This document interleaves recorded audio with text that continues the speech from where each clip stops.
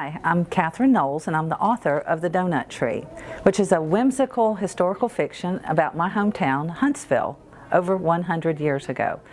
It's mostly fiction, but there's a lot of truth in the book, and I get asked quite often by people when they've read it, is how did you start to write a book, Kathy? And my answer is I live on the Tennessee River, and I found out a man was lynched on my property. And it horrified me, but just a morbid curiosity. I wanted to know why, who he was, what he did so bad to get lynched, who did it, who the family was, and whatever happened to these people. So I came to this library in Huntsville, Alabama, and I came in researching a lynching, and I walked out writing a book. And some of the things that I found out while I was looking for this information about the man that was lynched were things that happened in Huntsville I had no idea about.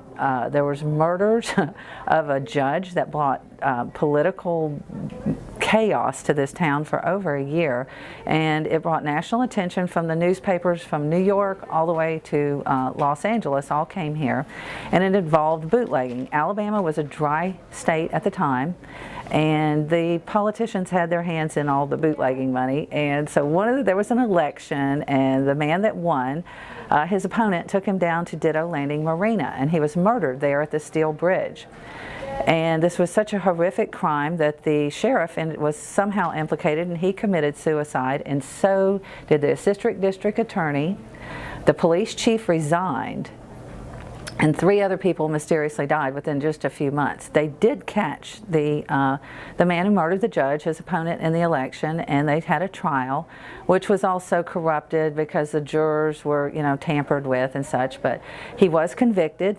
He was put in Birmingham while they waited for the trial to be appealed because they thought he was going to break out of the jail here in Huntsville. Well, guess what? He broke out of the jail in Birmingham to a waiting car with cash and steamship tickets and guns, and he was ready to go to South America, but he didn't make it out of Birmingham before he was shot and killed by the police.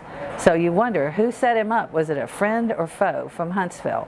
Back to why I came to the library to find out. A man named Herman Dealey was lynched by he was a black man who was lynched by 3 white guys. And there were 20 witnesses, and as horrible as this was, there was a little bit of a silver lining to this case. The man who chose to prosecute, he took on society.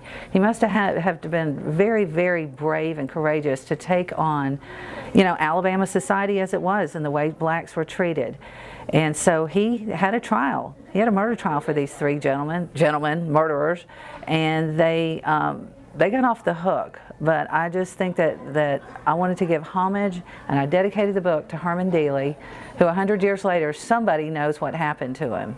And forevermore, we'll always know about Herman Dealey.